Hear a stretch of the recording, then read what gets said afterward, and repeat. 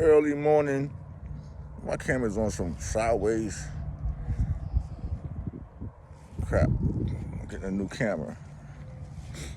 So, it's a segment today is WNBA Ballers. Talk about the WNBA.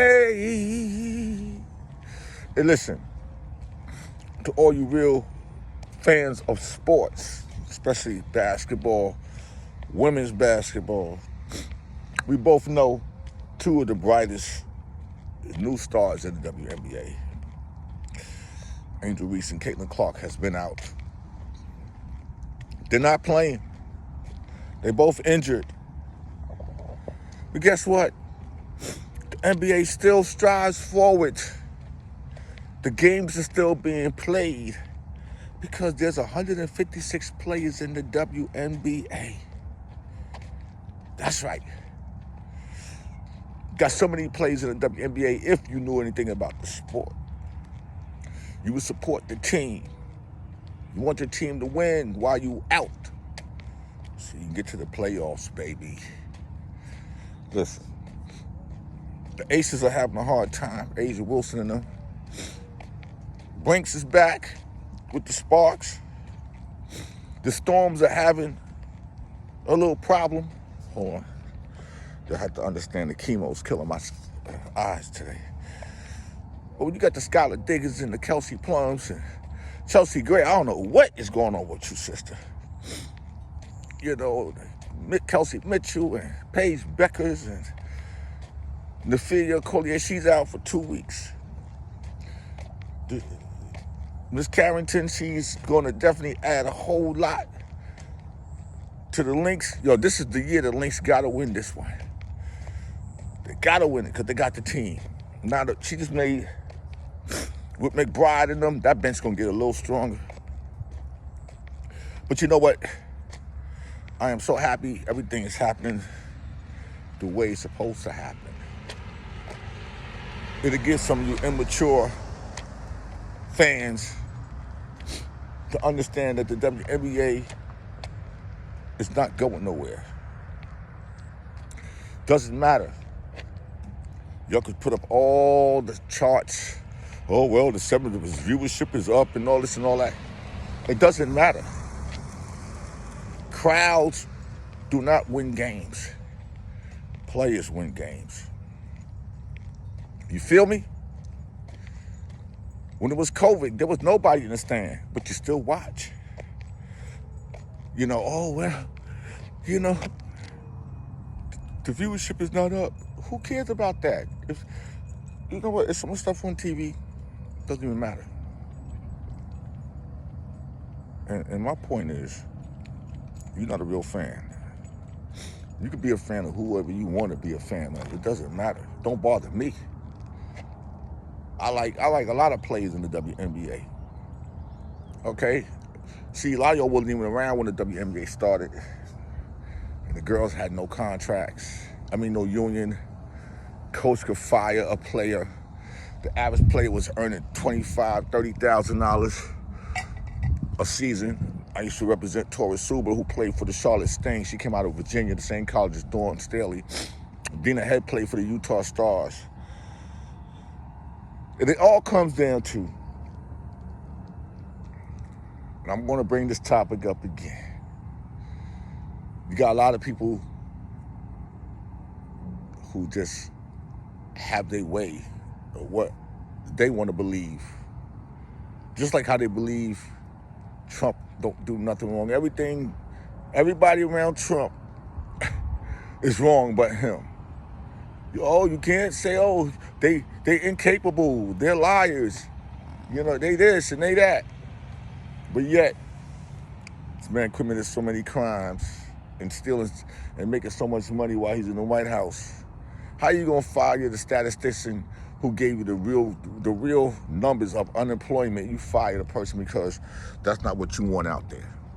Then you got these people out here called ICE agents out here just grabbing all kind of people off the streets, but y'all don't have a problem with that. And then when it comes to Caitlin Clark, I don't have a problem with Caitlin Clark at all. It's just that it's you fans, you Caitlin Clark fans, You're delusional. Y'all are out of touch. I engaged with one fan last night. I wanted to make sure. So you saying, no matter where Caitlin Clark go, you gonna go. So I said, so let me ask you a question. So when I make a post, I'm gonna let it know that you said that person didn't want to respond. I say, so, because Caitlin Clark is not playing, you don't care if the team win or lose. Person didn't respond. Because you know why? It makes you look stupid. How you gonna not wish the team win when she's hurt? Because I know why. Because she's not there while they're winning. And I want to know how many Caitlin Clark fans are really wishing and hoping that the team lose just to prove a point to people that, oh, well, they need to give her the ball. They need to do this and do that. I'm going to put a whole list of excuses they're going to have when she come back. But just to get off of that, I wish both these young ladies success. And those who came in the same year with them and those who's going to come in the year after them. And I wish the veterans in the WNBA, y'all are the true leaders of the league. Now, if anybody don't know who a lot of these players are, you know what? That is not my fault. It's their fault. It's called being just dumb and stupid. Yeah, I'm gonna use the word dumb and stupid because if you feel one person is gonna change the world of basketball, and I'm sick and tired. A lot of these commercialized sport announcers, well, she could end up being the greatest player ever to play the WNBA. Nah, I don't think so. You might be one of the most recognized players to play in the WNBA. But the greatest, nah. You gotta be an all-around player. Not just somebody who could shoot from the State Farm 3 to make people happy to be a great player. Because when you have players like Cynthia Cooper and Candace Parker, Cheryl Fuchs and these girls were great players. And they all got championships. You just don't be a great player because you can shoot from the 3. Angel Reese, man, she could be one of the WNBA greatest rebounders. Angel Reese could never be, right now, one of the greatest players to ever play the game in the WNBA. Because a lot of people don't look at rebounds as important to the game, not knowing that gives you more points to try to score and less points to the team missing shots because you got the rebound. If you're an all-around player, meaning that you made it, first of all, if you lead the league in scoring, if you made the all WNBA team, if you made the defense, first of all, if you don't make the defensive team, you can't even be put in the category. Can't even be put in any category about all-around best players. Just like when I look at the ESPY Awards this year, how you gonna get somebody, if it's for 2025, how you gonna get somebody an award that didn't barely play? And when you got athletes out here, Simone Biles, you have athletes out here, real athletes, track and field, okay? McLaughlin, Sydney, ain't never lost, okay? And you go get the ESPY Awards to somebody who ain't even played. The season started in, June? But we know that's politics. Like Simone Biles, how many gold medals she got? Olympics. Sydney McLaughlin, come on, track and field. She ain't never lost. But this is what happens when you push a narrative, you know. But like I said, it is what it is. The NBA still move forward. The NBA still strive forward. The game is still being played. Arenas, oh, well, they played in only 9,000-seat arena. Oh, when Caitlin Clark coming, they playing 17th. It doesn't fucking matter. Okay? You got the fools that want to come out you got the fans that want to come out and see her. Cool. They're not going to do that every trip around. Eventually, that shit warns wears off on people. Okay, so you mean to tell me you're not if the team get to the playoffs and Caitlin Clark is playing, are you gonna get the team the credit for getting there, or are you gonna give her the credit because she played? Or you gonna get Sophie Cunningham, who had 17 points the other night, but then like she scored 17 points that made the game a difference. You scored 2 threes in the first half. You had a couple things at the basket, gimme baskets, and you hit another 3. Okay, but yet they made it seem like that was the game changer when it was more Howard and Boston that changed the game. And boy, I say the racism do fall in. It do fall in. Because when you look at the Fever, you're looking at 2 teams in the eyes of the Fever fans. They don't see McDonald and Mitchell and Howard and Boston. They only see Lexi Hall, Caitlin Clark, Sophie Cunningham, and Chloe Burley. That's what they see. The white fans of Caitlin Clark only see that. That's all they see. They don't see nothing else. But the real fans see the whole team. And that's the problem. And a lot of people talking about, well, they violated the civil rights of Caitlin Clark. Hey, ain't nobody sitting up here calling Caitlin Clark no white bitch this, no white trash that. Nobody ain't called hillbilly, ain't cracker. Ain't nobody. Find that online. Find it online that they calling Caitlin Clark these names. That's your civil rights. Oh, well, her civil rights, the way the players are playing defense on her. And she ain't the only one that getting played D's hard on. And, first of all, you dumb-ass fucking YouTubers. Let me say this. You know who you are. Just because they picked up on the 94, and when she get past that first one, you get to the second one, they want you to pass that ball to your other teammates. Let them beat us. We ain't gonna let you beat us. It's called defense.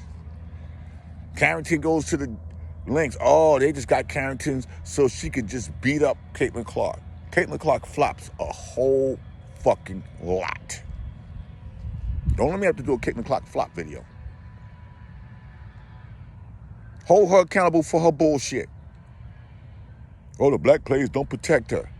Well, know why? Because she talked too much shit on the court, and they got to keep grabbing her ass and pulling her away. Now, since she's been out, ain't nobody been arguing with the referees. None of this on every call. Look at it. Referees get tired of your bullshit thinking that, oh, you run the league. And you know why? Oh, they didn't call this call and didn't call that call because of your mouth. Your own father told you to shut up in the college game. You think that you said you could do what the fuck you want to do. Well, guess what? I'm going to say this to all you Fever fans, and it's sad. And I hope Stephanie White and them have the balls to, when she do come back, let her come off the bench the first game or second game for her to fit in with the team because she's a role player. She's a role player now. You got to fit in. You got to fit in with the scheme of the team. If it goes back to the way it was with you, want to manipulate the ball all game and think that you can direct the traffic when you got other people on that team that can get buckets, so be it. It's a different with Angel Reese coming back because she's not a forward. She's not a guard. Her job is to get rebounds, defend the rim. When Collier come back, when Nafia come back in 2 weeks, she's not gonna come back and be like, oh, well, the ball gotta go through me. No, you got other players on that team, McBride. You got other players that can score on the team. Yeah, you the go-to person, but it's not always saying that you gotta have the ball. You gotta work your way back in the system, even though they still the team to beat. But this ain't beating up Caitlin Clark. This is what your fans make us want to go after, to bring out to y'all every goddamn day. Like, yo, talk about somebody else other than her. Every one of y'all posts is Caitlin Clark this, Caitlin Clark that. Then y'all go off on this, act like you're doing some basketball reporting. Oh, Nafia Collier's out. Oh, then he don't want to go to Angel Reese. Yo, why did it even in your mouth, man? It's like y'all got a hard on, especially all you black YouTubers. Y'all don't even defend the black players when they're getting comments in their box calling them dirty mustard, daggers, and porch monkeys. Your own people that follow y'all call these girls out their name and y'all don't even say nothing. That's the problem. So that's why I'm glad a person like Jason Whitlock and a few of you others are starting to realize what's really going on, because this shit has to stop. Maybe I need to get in touch with Leo Cohen at YouTube, like, yo, this type of, all around YouTube, these type of comments is not, it's degrading. But when it comes to the black woman being degraded, ain't nobody ever stick up and protect them. Nobody stand up for them. When your own don't stand up for you, like, listen, I don't care who you like, but when they start calling these sisters out of their name, you're supposed to stand like, nah, man, we don't tolerate that type of language over here. But if somebody would have called Sophie Cunningham, who I think is just a bench player, spot-up shooter, okay, that's a dime a dozen in the WNBA. You ain't great. But I seen somebody say, yo, they need to take Caitlin Clark, Sophie Cunningham, and Lexi Hall, and Chloe Bailey, and Boston as the starters. Oh, well, if Caitlin Clark leave, they need to take Lexi and Sophie with them. Why would a team want to take Clark and two dead weights? Let's be honest. They dead weight. They can't create their own shot.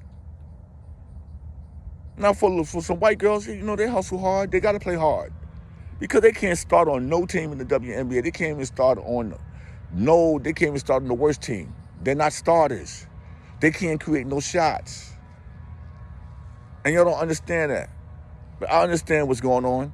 And you know, it's bullshit. But I can say this. And Reese and Clark is out. And like, they both could be done for the rest of the year if you're smart. Let's see what happens by the 7th for who get traded. I still say there's a trade that could happen. Oh, let's just trade Caitlin Clark to the Liberties. Why would the Liberties want that problem? They a team already. Ain't nothing broke over there. Ain't nothing broke with the Storm. Ain't nothing broke with the Lynx. Ain't nothing broke with no winning team. If Caitlin Clark is going to get traded, if they even trade her, it will be to a team with a losing record. Like Connecticut. Or they might get traded to the Mercury, who knows? Or the Mystics. One of those teams, they ain't going to trade her to the Wings because you don't need her. You got Paige Becker. Okay? Paige Becker could do everything she do. She ain't got to shoot local threes. As long as you hit a three. As long as you get a three. You can get the old school three and one. Paige Becker got a mid-range game. She know how to play ball. She know how to play defense. Okay? And she ain't got to have the ball on every possession. And she don't complain to the referees acting like you the coach. Play your position. You're a player. Okay? They're not going to trade Clark to no team. And ain't no team going to get rid of their point guard that have a name value for her. The only team that might do that right now might be the Aces. Otherwise than that, she's in the heartland of America. Y'all build that team. Y'all have a team around her. The problem is, y'all only see her and y'all don't see the other players. And the only reason why you don't see the other four players that's very, very, very, very, very, very, very important to the Indiana Fever and Boston Howard and McDonald now and Mitchell, because they black. Because they black and you know it. Indiana. Who the fuck goes to Indiana? Let's be honest. I'm out. WNBA ballers. Peace.